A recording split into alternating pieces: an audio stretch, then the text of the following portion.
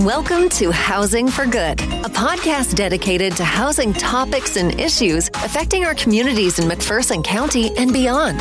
With years of experience and expertise, hosts Chris Goodson and Karolyn Moore discuss housing challenges and opportunities with other experts from a variety of housing fields.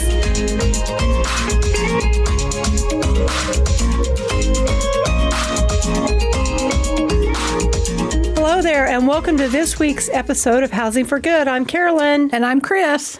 All right, Chris, let's talk about that elephant in the room that has to do with federal funding. You know, President Trump has done some halting on federal programs, grants and loans, any federal agency that gives money out. How is that impacting us? Well, right now, it hasn't had a huge impact. We had our construction grant funds frozen for about a minute, and then they were unfrozen. So that was great because we're right in the middle of construction. Yeah. And we do have a lot of families who are counting on that project. It's a permanent supportive housing project, and that's a HUD. That's our HUD fund. So, you know, I'm just kind of, I get it why they're trying to get rid of waste. I just hope that they consider the impact on some of the people that are counting on that money, that are using it correctly. Like, absolutely. I feel like we're very responsible with the way we use our federal grants. So there's not a lot of waste there. We make sure that we don't have all these extra people. We're not spending it on these, these things that are not necessary. So I'm hoping that in the end, that they'll consider all of that when they reestablish or and I feel like that's what they're asking for. They're just asking for the opportunity to figure out where is the funds going, because they have been saying on the news how they're finding all these monies that are going to things that we shouldn't be paying for as taxpayers. And so I kind of have to agree with that. But at the same time, we do run an organization where we count on those federal dollars to help us house people who are in crisis and keep our shelter running and all of that kind of stuff. So, the other piece of news we have is Brush Up Mac. Yeah, that's coming up on April 19th. I'm excited about it this year. I can't even remember how many years it's been at this point. But our oldest person is 102. Is she 102 years old? Yes. So I don't know if we mentioned this on the last one, but it's unbelievable how we've been able to keep a 102-year-old widow in her home all this time, and she's doing great. And I think she really enjoys the volunteers that come to her house. They do yard work and painting and different things. So it's just as fun for her as it is for us to be able to help her. But if you're in the community or anywhere, call us, let us know. We'd be happy to come and help you on Brush Up Mac Day. If you live in a city within McPherson County and you're not participating, give us a call. We'd be happy to help you set that up.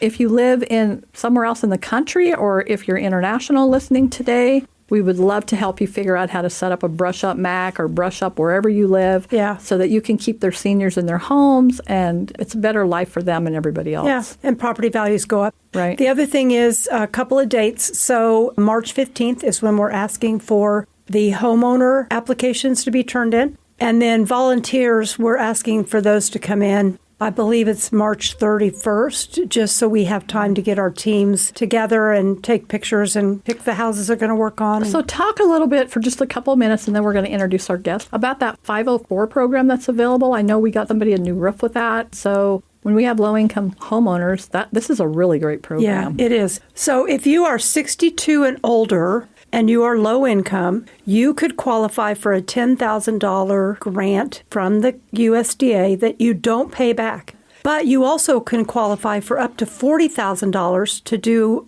major work on your house. And that is a 1% loan that you pay back over the course of 20 years. So the homeowner that we helped get a roof on her house, she qualified for the $10,000 grant.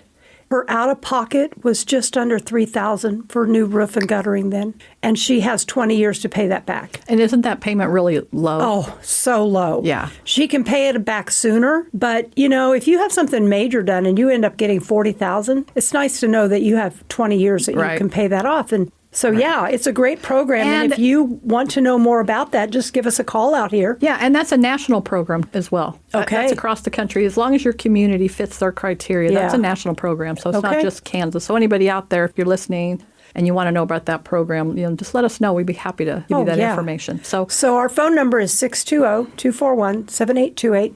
I'm at extension 17. Chris is at extension 11. And we'll be happy to tell you about that program. Okay, Karolyn, who do we have today? Well, today we are joined with Kathy Nicholson. Ooh. She is a local landlord in McPherson, and I am so excited to talk to her. You know, I know the perspective of getting somebody a place to rent. I don't know the perspective of being a landlord. That's I know. brand new. So this is so good to hear this side of it. I've known Kathy for a minute. My husband actually graduated high school with her, and we will not discuss that year. No, we will not. That would be incriminating. That would be bad. So, I mean, they're still both 40. Is there a statute of limitations on some of that stuff? I don't know. The things that we did in high school, what is the statute of limitations? Well, if you don't know something, then nothing can be done about it. That's true. That's true. Once the teachers have passed on, we're free. Well, I think you guys are pretty good then. Yeah. All right, Kathy. Okay, let's reel this back in. Kathy, would you please identify yourself and tell us what motivated you to become a landlord? Well, as you said, I'm Kathy Nicholson, and my husband, Bob, and I got into the rental business about 25 years ago. Looking forward to our retirement, thinking we needed something to supplement our retirement income, and we thought this would be so much fun and a good investment. Surprise. I know. No, it overall, it's a been a good investment for us. And we both really enjoy working on projects and fixing up homes. Most of the homes that we have purchased over the years are pretty dilapidated. So we enjoyed going in, gutting them, fixing them up, making them. And we took pride in the fact that we felt like we were also improving the neighborhood, that maybe this house was something that not torn down, but that was really kind of a blight, and we could fix it up and make it look nice and help improve. And we took pride in that. And that's an economic development, by the way, when you do that. For the whole community benefits, the neighborhood benefits. Right. Everybody benefits when you do that. How many do you have that you've... We currently have 21 rentals, so that keeps us busy. That's plenty, I bet. It is. It is busy. So what are some of the biggest challenges you face in managing your property? What do you see out there? Well, I'm going to back you up just a minute. We also belong to the McPherson. There is a landlord association, McPherson Landlord Association. We belong to that. There's about 45 members in McPherson County. We wish that all landlords would belong. This is more for the mom and pop landlords that don't have any big corporate behind them to help protect them. It's to educate the landlords so that they're good landlords and try to take care of their tenants and do the right thing. And it's also to protect us that we can give knowledge to each other and share information. And so I did want to share that. That's really good. Yeah, that's great. I didn't realize there was that many people, that many landlords involved. And there's a lot of landlords that don't belong. Yeah, which is surprising to me because it really... And we kind of got started becoming a stronger organization when it was coming down the pike that the state was looking at creating laws to inspect rental properties. I'm not sure that that's the right way to go about protecting tenants. I think landlords need to be responsible and have good properties. But again, we're all, not all, but most of us are all mom and pop. This is our livelihood, so we don't have a big corporation out of state that's backing us financially. We have to take care of this stuff ourselves. And I love that. A lot of corporations are coming into these communities and buying hundreds of homes. Yes, and that is very, very hard. I think it's not the same as having I could call you and say, hey, I have this issue.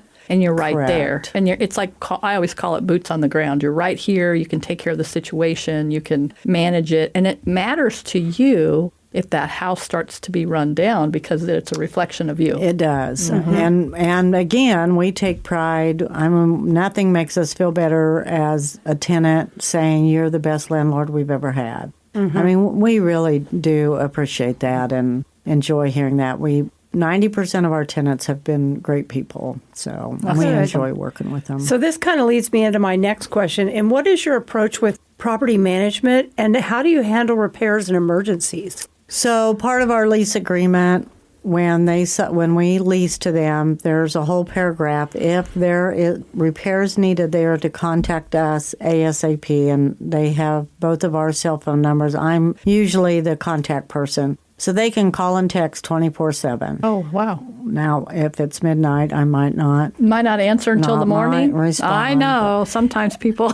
But we impress upon them, if something's not working properly, let's get it fixed right now before it becomes a bigger problem. Yeah. So if you've got a leaky faucet that's even dripping, let's fix it. We're not hands off like, oh, you deal with it. We don't care if it's dripping. We want to fix it. You got a leaky toilet, let's fix it before the floor rots out. Yeah. I mean, they're just things that can happen. My husband, Bob, is able to go over and fix a lot, probably 75% of things that need to be repaired. If not, we've got people that we can call, and they'll come over at least within 24 hours. We don't expect anybody to wait. One of the issues that we do have is sometimes tenants' air conditioner in the middle of summer isn't working right. For a whole week, and at 4:45 on a Friday, they will call us. Yeah. Oh. Well, we can't. Right, there's nothing at that point. You can't get anybody out at that point. No. So it really is important to let your landlord know immediately if you're having an issue so they can manage it on Monday versus Friday afternoon. Right. Yeah. Or if on Wednesday it wasn't working right, call me and let's get somebody in before the weekend so you don't have to suffer through it. And I think sometimes tenants are afraid to call, that they're going to be in trouble or we're going to raise their rent if we have to do a major repair. We don't. If the air conditioner isn't working, that's through no fault of their own. And it's better for them and for you if you can keep these properties maintained. Correct. On the long run, because in 20 years, you've still got a great property. Correct. Yeah. So how do you determine, how much you're going to rent them for? I know that's a big debate, and I'm curious about the parts and pieces of that. We go by market value. Yeah. We follow what's for rent in town. We look at the other ads and what other landlords are doing. We also feel like we keep our rents a little bit below market valued. We'd rather have long-term tenants that maybe pay a little bit less as opposed to making a quick buck and keeping them. The longer we can keep them, anytime there's turnover in a rental house, we've got to go in and paint and clean or do whatever needs to be done. So it's beneficial for us and for them, too, to stay long-term.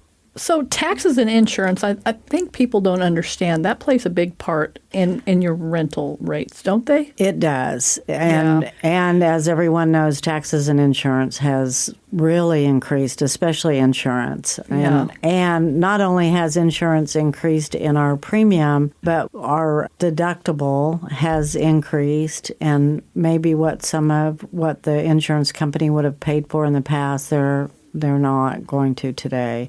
So that does play a part. We are, again, our personal business, which is B&K Rentals LLC, by the way. What's that phone number? Call anytime. We are pretty lax about not increasing our rent every year as the taxes and insurance go up. We typically do not increase our rents, not always, but sometimes we do not increase our rents until somebody moves out and somebody new moves in. So you've got taxes, insurance, and maintenance costs on that.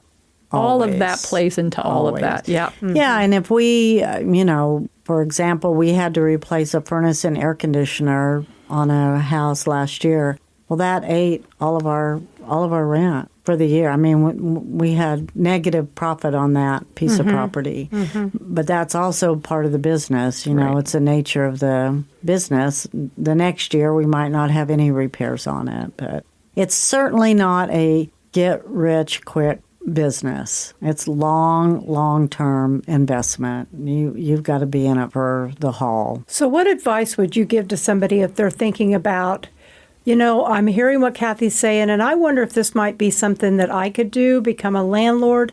So I've heard you talk about repairs. We've heard about taxes and insurance, all the do-it-yourself repairs that you and your husband are able to do. What advice would you give somebody? Well, I think number one, if you are capable of making your own repairs, that goes a long way, as opposed to having to hire somebody every single time something goes wrong. Several years ago, I know a lot of people decided to hurry up and get in the rental business, and they were overpaying for homes and putting them on 30-year mortgage. It'll never pay. I mean, you can't do that.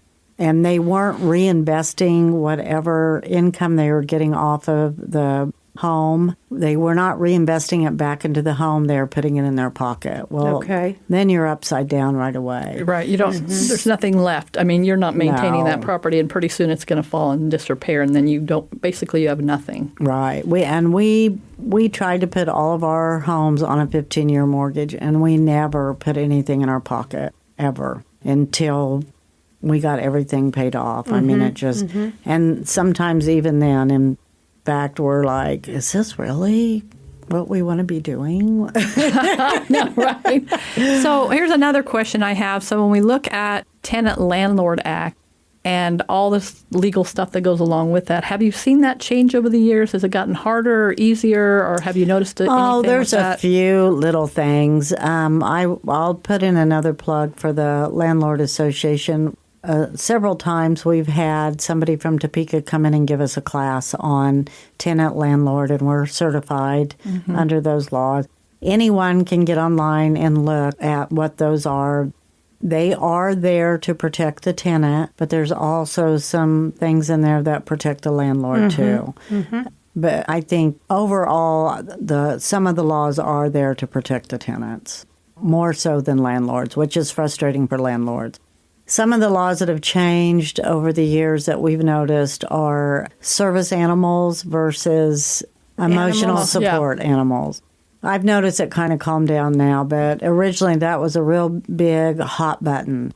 Landlords are not allowed to charge a pet deposit for an emotional support animal. Tenants are to provide documentation that they are an emotional support animal. But people were taking advantage of that. And the landlords knew it, and our hands were pretty tied on that. I mean, there's things landlords can do to make the tenant provide them specific paperwork to prove that they really have emotional support animals. And has that changed, though? Can you now charge a deposit for a pet? No. You still cannot? Not emotional support. What about service animals? Same thing, isn't it? You know, there's kind of a differential between those two. Service animals provide a service.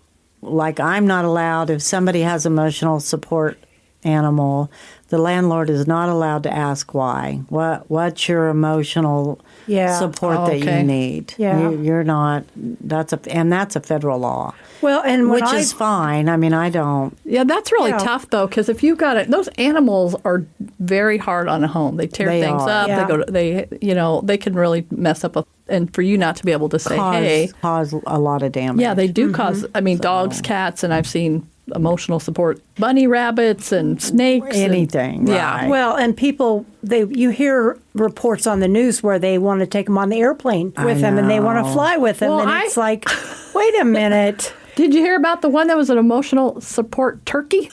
No, but I heard the one about the pony. Can you imagine bringing your pony or your turkey on the plane? Excuse me.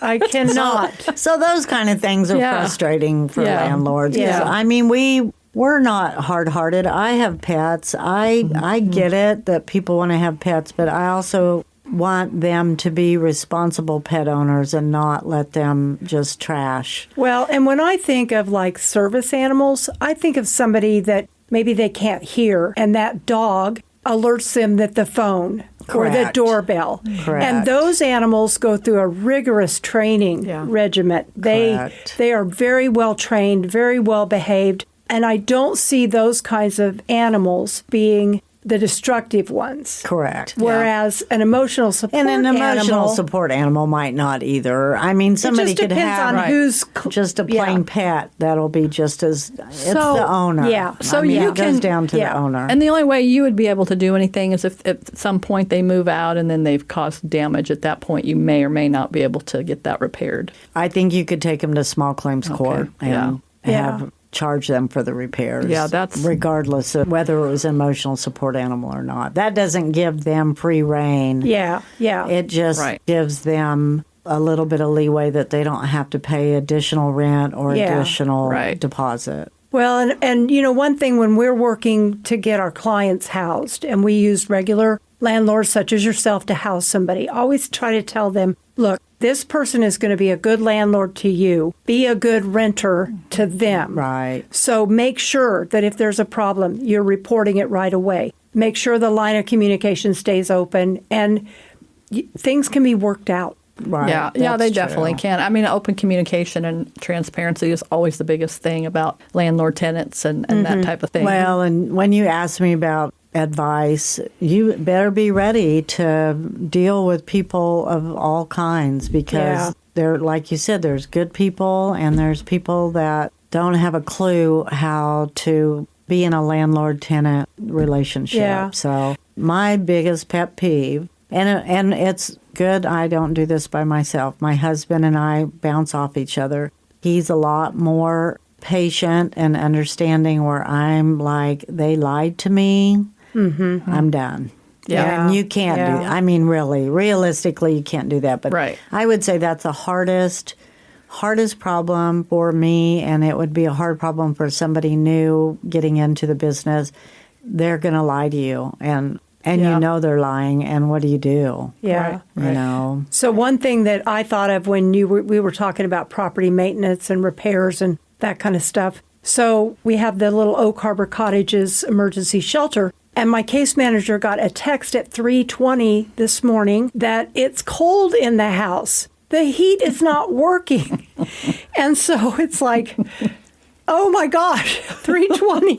Yeah. That kind of a crazy time in the morning. I know, right? Yeah. Bless her heart, she got up, and by 5:30, you know, it's still a couple of hours, but by 5:30, she had responded to that text, and she's over there trying to figure out what's going on. So have you ever had those middle of the night, got to figure something out? Oh, sure. Yes, we have. And most of the time we can say, okay, we'll be there at 8 in the morning. Yeah. I mean, but I mean, there have been times where, yes, my husband had to fly out of bed. And I'll give you an example. Several years ago when we had all that rain. Okay. We had one of the storm sewer streets were not draining. Mm-hmm. And the water was just rising. And one of our homes, the basement, flooded to the rafters. So the poor gal that lived there is calling us, and she doesn't know what to do. And so Bobby went and got her in his truck and drove her somewhere else because she had no idea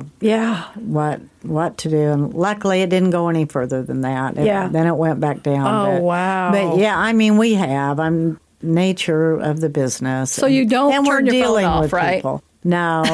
Because I'm thinking, I'll turn my phone off at night. I don't want to listen to this. No. Call me at 8. Very rarely does it happen. That's awesome. Truly, very rare. We really, McPherson's got some great people, and we've got some great tenants. We all landlords have stories. We've all got some doozies. So, McPherson Housing Coalition has gotten into the landlord business.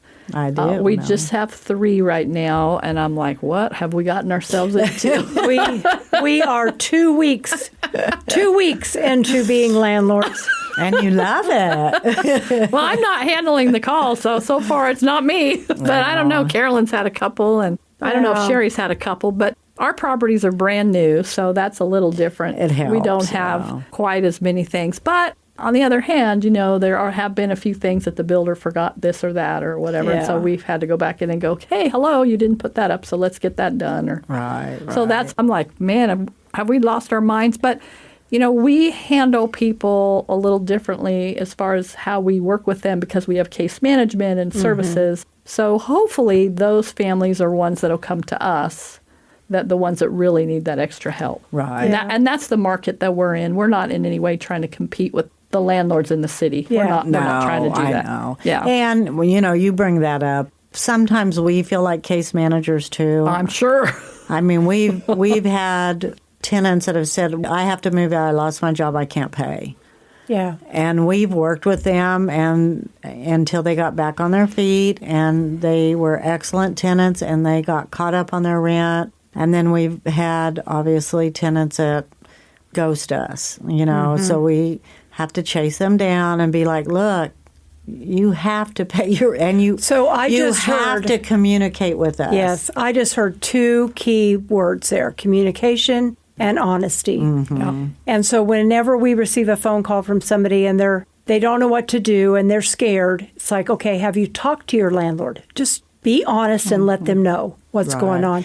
Okay, so I talked about the 3:20 text in the middle of the night about the heat. So that leads me to this question. How has technology changed the way you manage your properties? Well, probably number one on the list, I get electronic rent payments now, so that's kind of fun. Oh, that is fun. I know. That is fun when I mean, back in the day, 20 years ago, we would have to meet with somebody, get cash, and I'll tell you, and people don't do it anymore. People used to mail cash. Yeah. Oh, really? And I'd be like, don't do that. Please don't. Please don't do that. So that's been tremendous that you can do electronic payments and they can do bank transfers, so that's helped. Texting is huge. People like to text. Young people like to text. If you call them, they're not going to answer you. No, and when I advertise opening for a rental, I put on my ad, call my phone number for application and a showing. They can't. They just can't call. I know. Isn't that crazy? Okay, so we just spoke with a couple of realtors on one of our previous podcasts, and they spoke about showing houses via walking through with the camera, and you do this little video. Have you done anything like that? No. But the Landlord Association, we do have a website, and we can put our listings and we put pictures, but I don't. You probably really want to meet with people. Don't you really want to meet with them to see what you're getting yourself into a little bit, to see if that's a good application can tell me some stuff, but face-to-face tells you a lot about somebody. Yeah. So. I think our generation likes that face-to-face personal interaction more. I would much rather, I can call on the phone, talk to you for a couple minutes versus taking me 20 minutes to write you this text. I know. Look, I don't mind texting, but it's not my favorite. And if I was a tenant, I would want to meet the landlord. Yes. I want to know the landlord is going to take care of the property and not leave me living with no heat or water or something. Yeah. Have you noticed, like, from when you started to now, have people changed? Yes, there has been change. I mean, throughout, even when I was younger and I rented, I tried to keep really good care of the property. I don't think some people today understand that you have to take care of the property. You're borrowing this. You should return it in as good a condition as you received it. And I do try to impress that on people when I rent to them. This is how you're receiving it. See how clean it is and how nice it is. This is how I want it back. And some do, a lot do. It's always like, not always, but sometimes a shock when we get the property back and it's in such good repair. I'm like, oh my gosh, thank you so much for taking. It should be like that always, but people don't. People don't know that that's what they're supposed to do, I don't think. My parents rented most of my life, and we always fixed up the property. We painted and put up wallpaper, and when we left, it was always way better than when we got there. I know, Chris, me too. Yeah, I mean that's really, what you did, and you took pride, whether you owned it or you rented it, you took pride in where you lived. And probably one of our other big pet peeves is yard work. They are to take care of the yard, mow, and a lot of them just don't want to do that. And it's frustrating for us when we drive by. We don't want it to look like a rental. We want it to look like a nice home. Yeah. So then we have to rattle their cage and mow the lawn, or we're going to be over to mow and charge you for it. Mm-hmm. So it's all of that. I mean, it's just, and also we've been in it long enough. We know people think you're going to rent. You don't have to do anything. You're renting. Mm-hmm. Yeah, that is true. I know somebody that had a rental, and the people refused to water and killed a tree in the yard because they were I'm not going to spend my money on the water for this tree. And I'm I know. What? I know. Yeah. It was craziness. So there's always both sides to the landlord and the tenant. That's what's really important today, is for us to let people know. I think landlords get a bad rap, but you're a perfect example of a great landlord who cares about their property and cares about the people. And that's really what we're trying to do today, is to show people, hey, there's two sides to this, and what does that look like from the other perspective? Right. And there's a lot of 90% of the landlords in town, I think, are really good landlords, and I think that they care and they want to help people. I mean, we're in the real estate business, but really we're also here to help people.